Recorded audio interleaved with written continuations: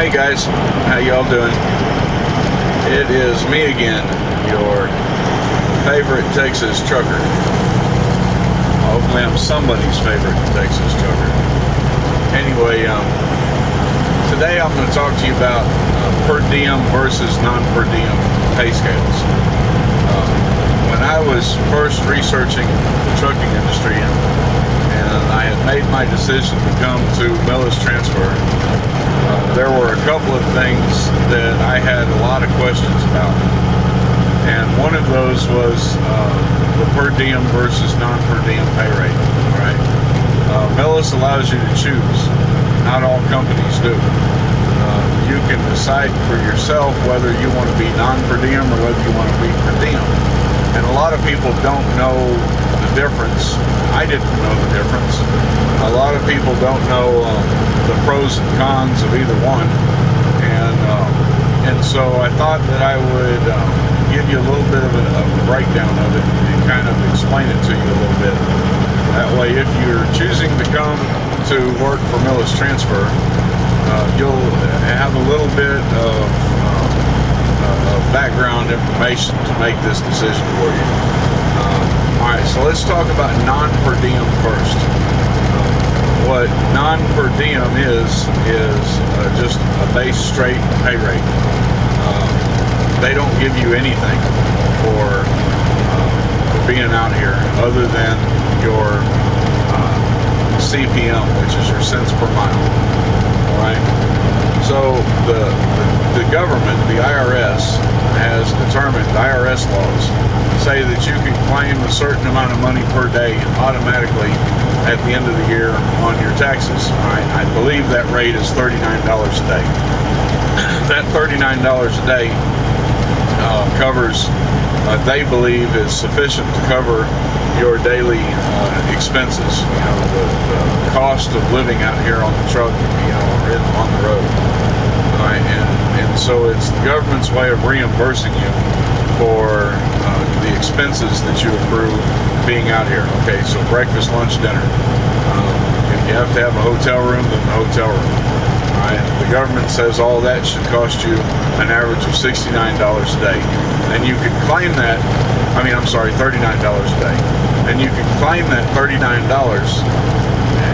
Double check this amount. I'm going to use $39 because I think that's what it is. But double check the actual amount. It doesn't take much effort to look it up. And so if I'm wrong on the $39 a day, and it's a different amount, don't behead me for it. Just correct me on it. But I'm pretty sure that I'm right. I'm pretty sure it's $39 a day. All right. Now you can claim that at the end of the year. But you can only claim it for the days that you actually spent out on the truck and spent the night out on the road. Okay. Now here's the deal: is that at the end of the year that becomes a flat deduction. You determine how many days you were out over the road, and you get $39 per day as a flat deduction. Okay. However, it's not quite that simple. All right. You can claim that, but you have to prove that you were out here on the road. All right. You have to be able to show that you were out here. Now, it's just like. Say you have a personal vehicle that you use for business, okay, if you know anything about Texas, all right? For instance, my wife is a home health care nurse, and my wife goes and uses her personal vehicle to see patients with, all right? So what she has to do is she has to document her mileage, all right? At the end of the year, she claims that mileage as a deduction. At a flat rate, I think it's 41 cents per mile that she's able to claim as a flat deduction. However, she has to prove that she actually used those miles. So you have to keep a vehicle log. All right.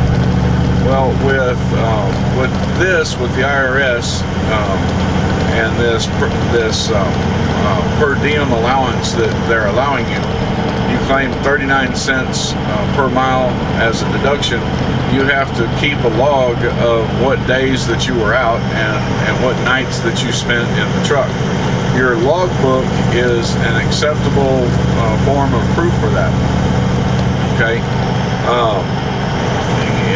with Millis, because we're on electronic logs, there's a way for you to log into the Qualcomm system on a computer and download your logbooks, so that you can prove that you were out on the road on the days that you state that you were out on the road. If you don't have that proof, the IRS has gotten to where they're riding down pretty hard on truck drivers, and so truck drivers are being audited for that per diem deduction, because by the end of the year, it's a pretty sizable deduction. They're being audited for that deduction and being forced to prove that they were actually on the road the days that they claimed that they were on the road.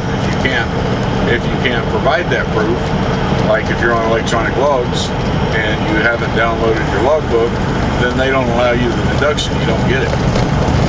Right? So that's what you're allowed. So let's say that you're allowed $39 a day, and then over a year you accrue, we'll say $6,000, or we'll say, make it simple because I haven't done the math, I'm just throwing a number out there. We'll say $3,000 worth of deductions based on the $39 a day allowance. Okay, so here's the second part of that. The second part of that is that now you have to itemize. Alright, so what you have to do is you have to collect every receipt that you use while you're on the road.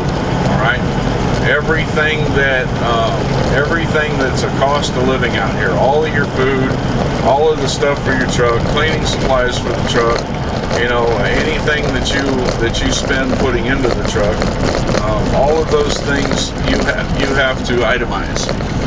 So you have to save all of your receipts.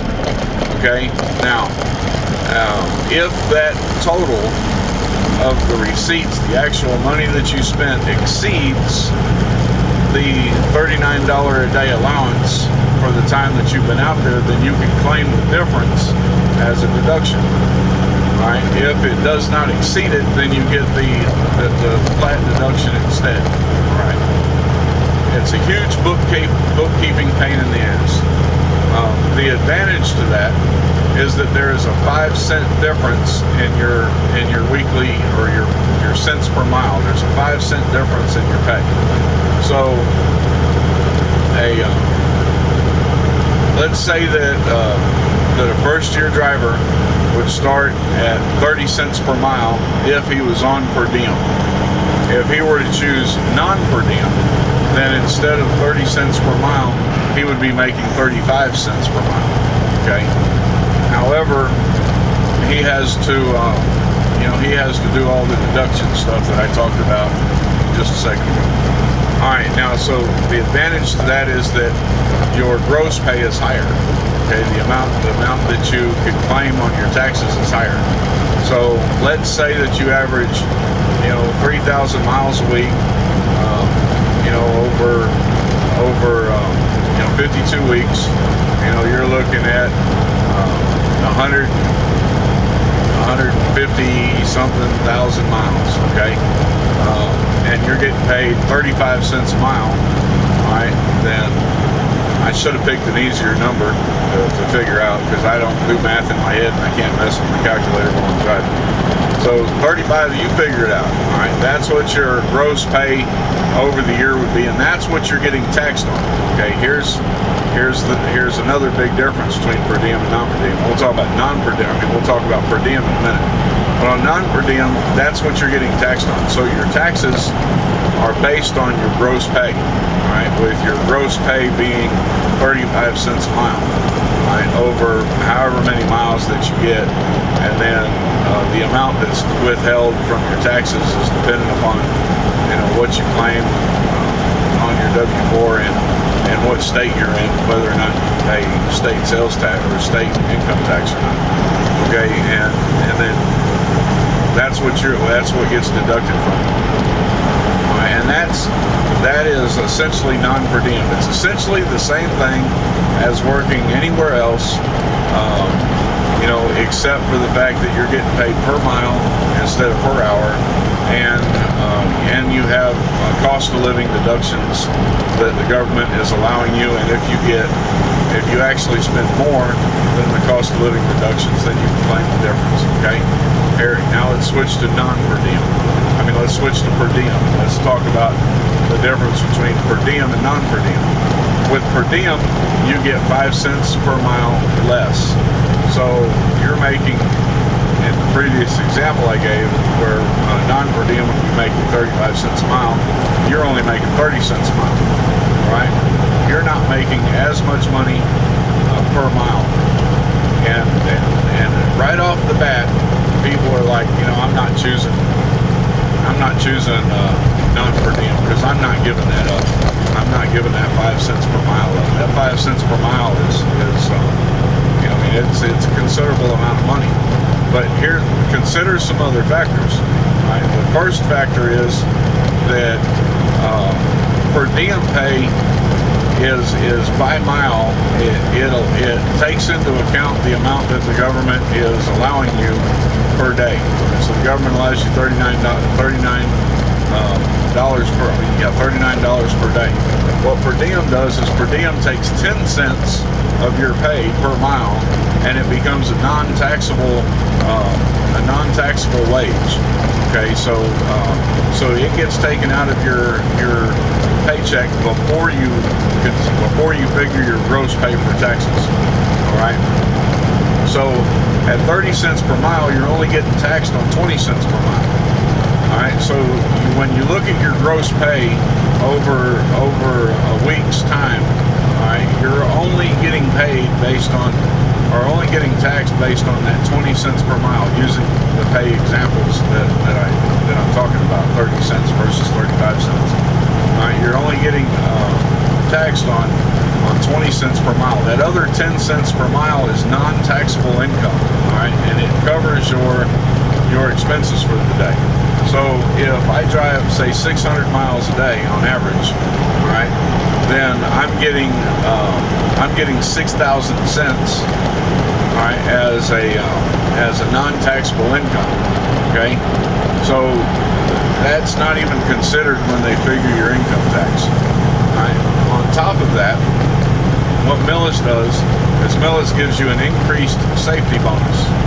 Okay, so your safety bonus is a little bit higher than somebody who is non-per diem. All right, so quarterly, when they figure your safety bonus, you're making more money. You get more money quarterly than what the non-per diem people get, and annually you also get more money than what the non-per diem people get. In addition, somebody starting with Millis in their first year gets a week's vacation at 6 months, and that's a paid vacation. Right? The non-per diem gets a week vacation after their first year. Millis transfer per diem people get a second vacation for 1 week paid at the end of the first year. In addition to that, people who choose per diem get 6 paid holidays a year.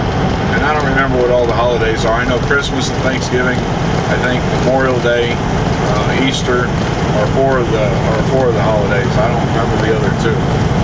But if you're out driving during those days, then you get a flat $50 bonus, right, for driving on that day.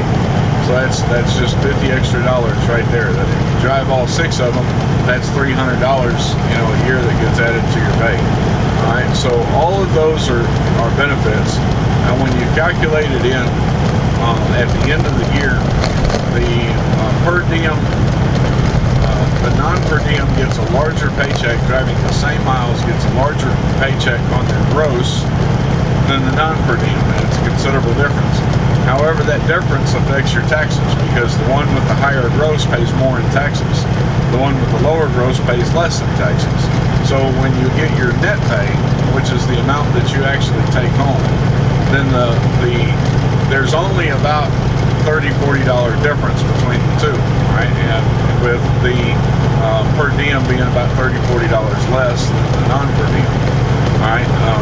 So the per diem is still making just a hair under what the non-per diem is, but they're paying less in taxes, and at the end of the year they're claiming less income at the end of the year. Now this has both positive and negative benefits. On the positive benefit, it puts you into a lower income bracket.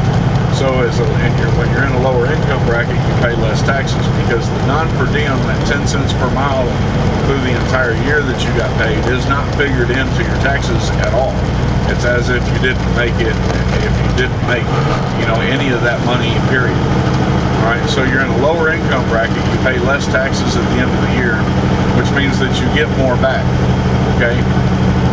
However, the downside to that is that, let's say you want to go buy a new car, and you decide that you want to go and apply for a loan. Well, when you apply for the loan, you can only claim what you're claiming on your taxes, okay? So when they ask for what your income is, you're not making as much as your counterpart who's getting paid non-per diem. Now, a lot of finance companies, they understand the whole per diem thing. So a lot of times they'll give you an option to fill in on there to add additional income. So on the additional income, you add your per diem. You can tell them on there that you receive this much additional money as a per diem pay for the time that you're out on the road, and you can show that on your pay stubs because it shows a per diem pay on there. Okay. Now, at the end of the year, when you figure in safety bonuses and you figure in your mileage bonuses, which there's not a difference between mileage bonuses between per diem and non-per diem, but there is a difference in the safety bonus. And the safety bonus is higher for the per diem than it is for the non-per diem. So by the end of the year, once you figure in your safety bonuses, now the difference is shifted in your favor. By the end of the year, you've made more money. When you figure in your extra paid vacation, you figure in your paid holidays, you figure in your safety bonus. Now you're making more money per year than as actual take home than the non-per diem person is making, and he's in a higher tax bracket because he's paying more taxes. He's claiming more income, so he's in a higher tax bracket. He's having to pay more, and he gets back less. Right? But when you look at the actual amount that you cash your check for, the amount that's deposited into your account, right, you're actually putting more money in your pocket than he is by the end of the year. Yeah, there's a $30 or $40, $50 difference per paycheck. Okay, but that is offset by the bonuses that you get for paid holidays, and it's offset by the bonus that you get for safety. So by the end of the year, when you figure it annually the annually the per diem driver makes more money, puts more money in his pocket than the non-per diem, because he pays less in taxes, he gets more back at the end of the year, and he gets bonus vacation time, bonus holidays, that the non-per diem driver does not get. Now, on top of that, you're not allowed to, when you get paid per diem, then they figure that you've been compensated for your expenses on the road. So, again, you can itemize if you choose to.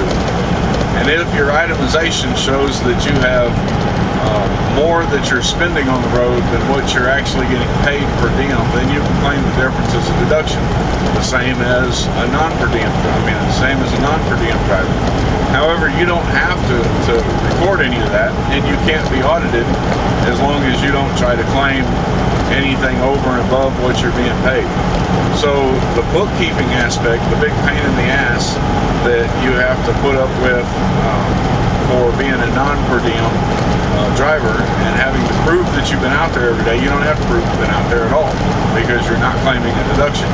All right. Second is that you don't have to itemize every receipt or even keep every receipt, unless you just want to for your own personal records, because you're probably not going to spend more per day than what you are actually getting paid per day, unless you're not driving, unless you're just sitting on your tail doing nothing.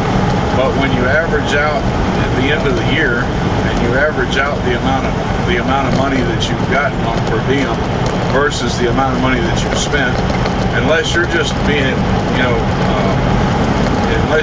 a little ridiculous with your money and you're not really even trying to save money, you're not going to show more money spent than what you're getting paid. All right, so there's no real sense in making those or saving those deductions. Maybe in your first year, when you've got a lot of expenses, you're buying a GPS, you're buying a radio or CB. You've got XM radio and the subscriptions for that. Buy whatever it is that you're buying for the truck, television, and all that kind of stuff. Maybe then the first year it's worth saving all those receipts, because you might actually spend more than what you would spend, what you're getting on that 10 cent per mile. But after that, you don't have to even worry about it, because you're not going to spend that much money. You're not going to spend more money than what you're making out here on Per Diem. So those are the differences. The biggest negative about Per Diem is that it lowers. The biggest negative is also one of the biggest benefits, is that it lowers the amount that you can claim as an income. And the only way this hurts you is if you're trying to get credit or get a loan. If you're trying to buy a house, trying to buy a car, then the amount of money that you make per paycheck is important. And so you want that to read as high as possible, so that you can get the best loan out there. And there's you figure out, average out what you would expect to drive per mile, average that out, and then subtract, figure out what the pay would be at say 30 cents a mile and 35 cents a mile, and figure that difference. And that's going to be the difference in the amount of money that you can claim on your taxes, and it's a considerable difference. So that's the biggest negative, but it's also one of the biggest positives, because that's also the difference in your tax bracket. That's also what's going to keep you from going into a higher tax bracket, paying more taxes, and the sad fact is that the more you make, the more you lose. And there comes a point at which you're making so much money that the difference, somebody making less money than you is actually taking home the same amount, because they're paying less in taxes than what you're paying. And there comes that point where the amount of money that you're paying out in taxes for the income that you're getting is more than what it should be. And this is where the Per Diem difference is, because that is a considerable difference, and it will keep you going into a higher tax bracket, which can save you money on your taxes over time. And at the end of the year, as I said, the difference in the taxes from what you're paying as opposed to what a non-Per Diem person driving the same amount of miles is paying, and the bonuses that you get added to that actually cause you to take home more cash that you can spend than what the non-Per Diem takes home, even though he's showing a higher income. Okay, so that's my discussion on Per Diem versus non-Per Diem. And I'm sure that there's some people out there that know more than me. They could probably add to that, or they could probably help you figure out a little bit more some of the pros and cons.